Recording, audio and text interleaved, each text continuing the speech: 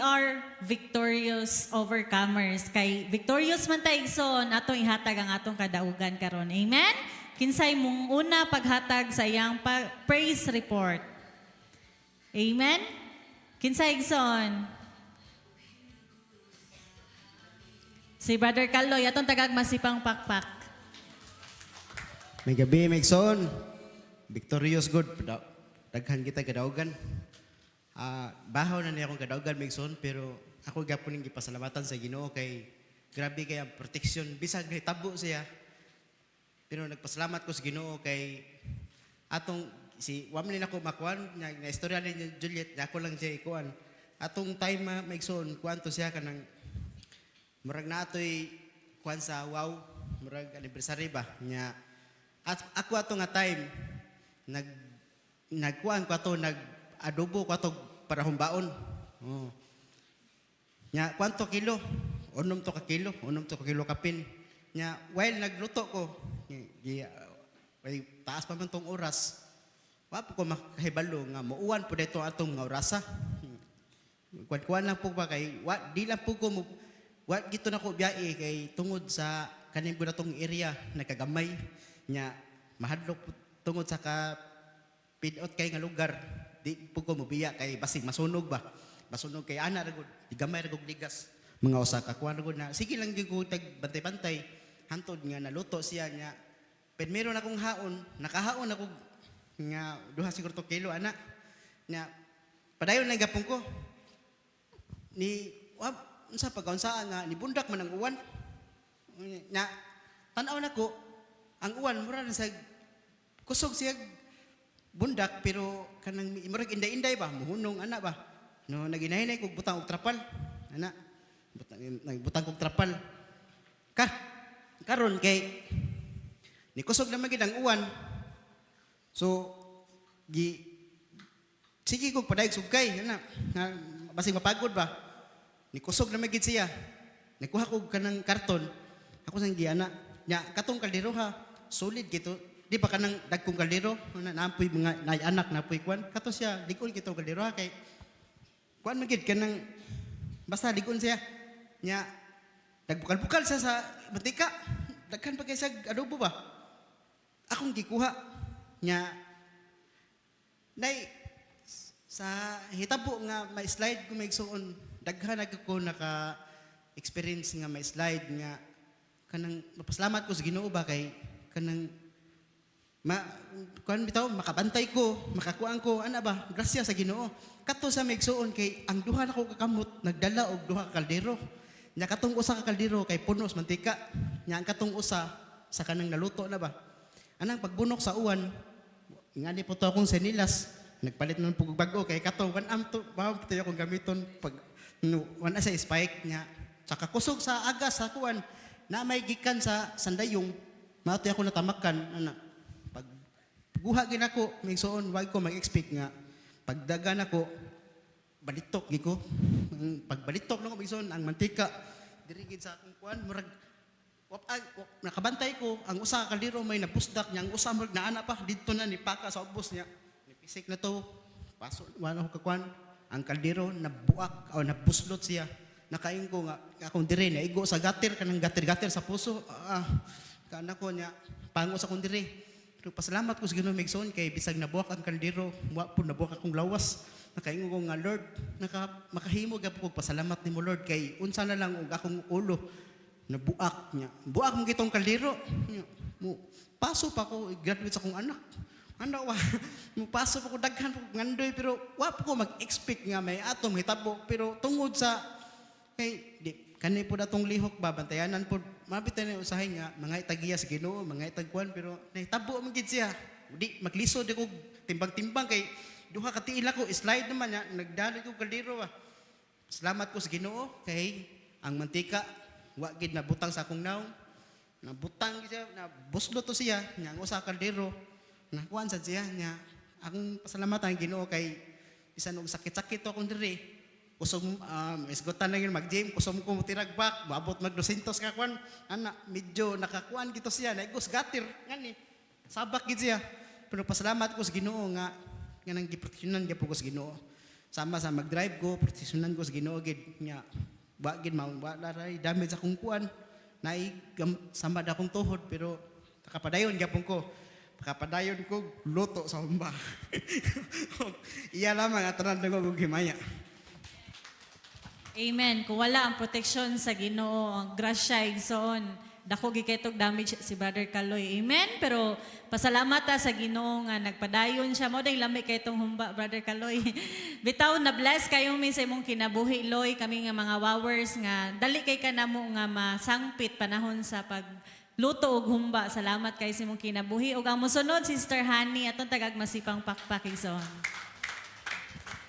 May gabi mga igsoon, salamat kaayo Loy, lami jud kitong humba Loy. Maganda akong unang gikaon, lami pa jud kay bami gigutom na nang kuda. Nya pag abot sa balay kay manahurot kang liyan gikaon ni Ray, kay lami jud ang humba. Sige, pasalamat ko sa Ginoo kay kanang naagi blessing sa obedience, no? Kanang sa dihan na ipabuhat ang Ginoo sa imuha ba, even mo anak ka na mo make sense ba ni? Yan, di na lang ka mo question kay love man mo si Lord sa imong buhaton. So nahitabo mga igsuon kanang nakahinomdom mo no na kanang naghimo tag website sa God of Glory, kanang godofglory.org. Nahimo to siya kay two things. Number one, dako jud kay tog push na ipabuhat jud ni Lord sa kuha ba.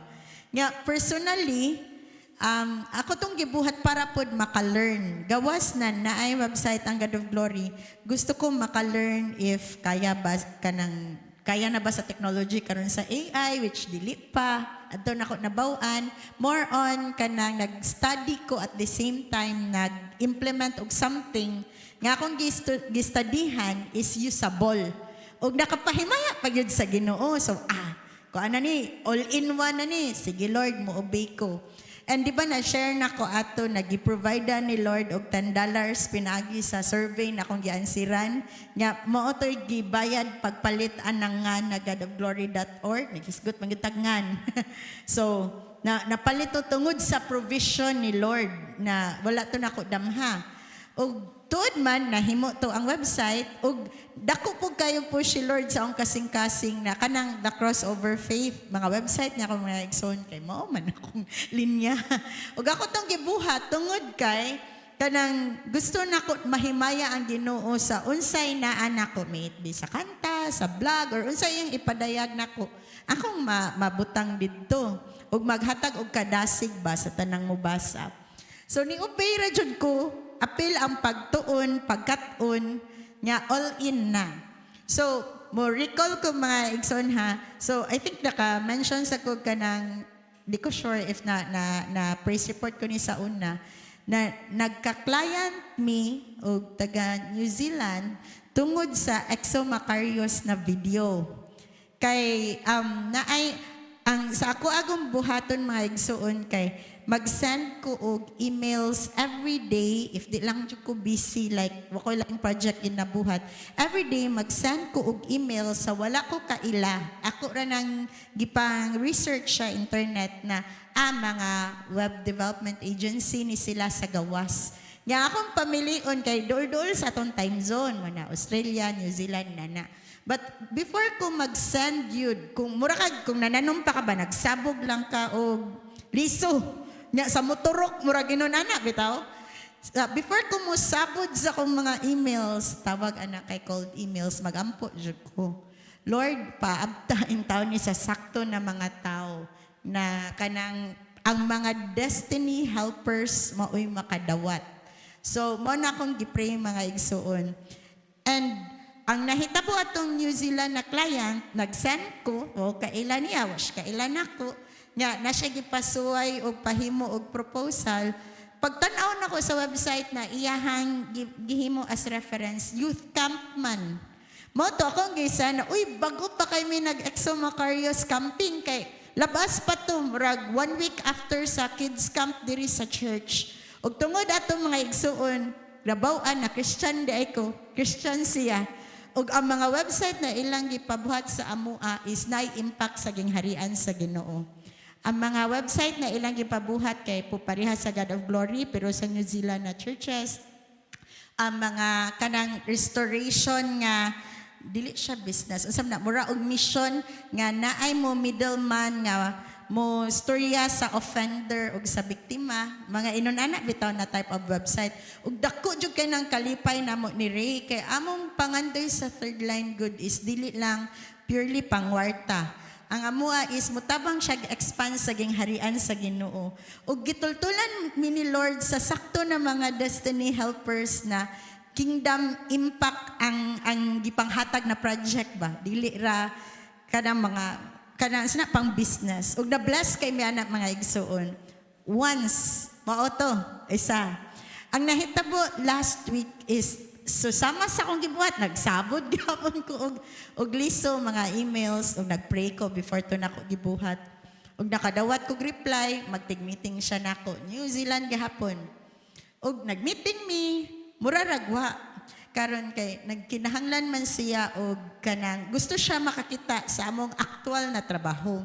Ang problema kay di mi makasend og mga kanang tinuod kanang actual na mga links sa among mga projects. Daghan na kami nabuhat ni Ray pero di na mo ma-share kay third line man mi, white label man mi, dili among branding.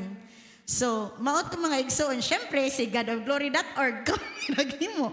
So, ang gisan si Crossover Faith, akong gisan o katong nami permission sa ubang clients ni Ray namong gisan. Ug ni-reply siya mga igsoon ng utana Kristohanon bako kay mga Christian website man. Ko, ang akong pagtuo importante jud kaayo. Ug tuod man maigsoon Kristohanon sad siya. Ikaduhanan ni. So, musulti pa mo na kog timing ra to siguro ang primero. Pero kung duhanan na maigsoon lahi na gid ni. Na jud nakana jud ko na hala, grabiha sa Ginoo. Kanang sa dihang ni obey lang kag ipahimo kag website. Okay Lord, buhat ko ani. Sige Lord. Naa siya purpose ba? No? Kanap itong gilatad ni Lord daan. Although lisod usahay sabton pero ay na lang sabta kay naalagi plano si Lord para anang ano gipabuhat na ug na bless kay ko mga igsuon even na wala pa coming projects from that client pero na build na ang connection ba kay sa diha man gumabaw nato di ba maski kamo kung Kristohanon ug Kristohanon imong kadil lahi ra ang trust no.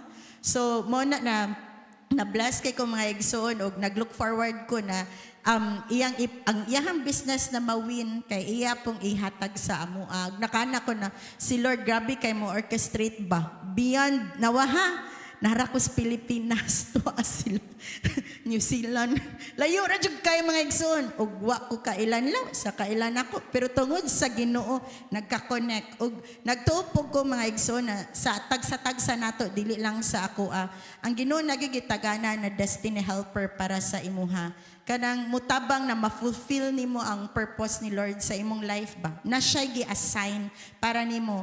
And the same thing, gi-assign po ka ni Lord for somebody else's na prayer. Na ikaw maoy mahimong destiny helper anang mga tawhana. So inun-ana ka maayo ang Ginoo na iyahang gi-orchestrate ng tanan karon perting bisihan namong Ray muna siya kaari. Dos nako nakatuga gabi. Inun-ana pro blessing na grateful mi ni Lord ana.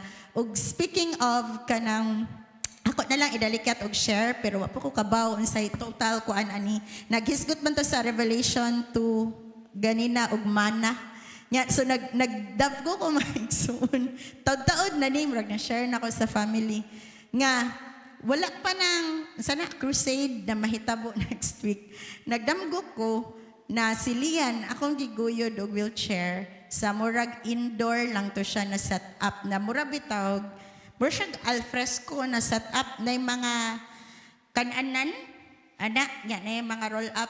Yan ako sa kanang murag skina ba, corner nga, di ko makitaan dito na side. Yan, giingnan ko sa mga usher, facilitator, or sana, ma'am, kamunay sunod, anak lang ka.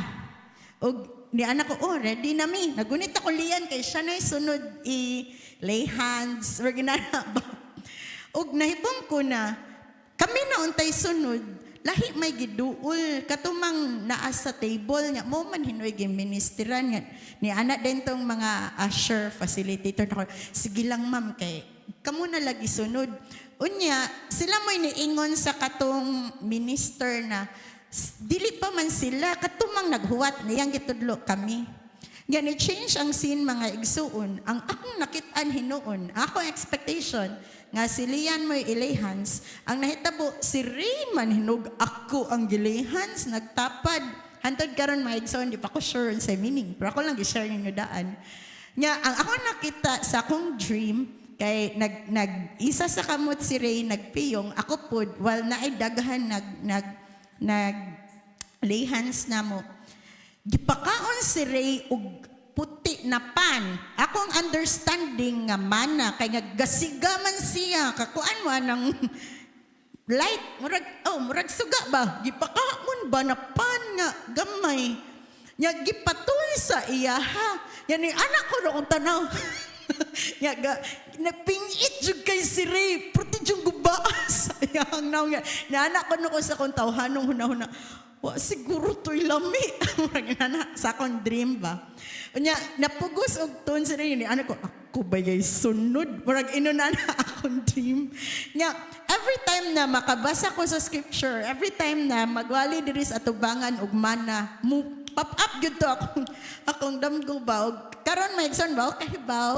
pero ako nga sabtan so far di pa man to complete nga ang provision ni Lord naa despite sa kanabitang nakay ga-expect nga kanang gusto nimo pangayoon pero ang si Lord kay maski pa niya gihatag tong exact thing na imong gipangayo gipakaon ka ni Lord every day ba na iyang provision although makaguba jud naong no kay kulba no nga hala Judith na pud tingbayan na pud inanana pero nagpabilin nga atong Ginoo great provider gyud og tungod kay maayo ang Ginoo iya man gipakaon usa na katuig si third line PH na iya ang milagro na buhi pa man todon gipakaon niya gitagbo niya tanan ng panginahanglan kay imagine may igsoon kung walay project walay income walay kwarta way kaon pero nganong buhi pa man meron na nambok pa di ba so himaya sa Ginoo ra gyud amen.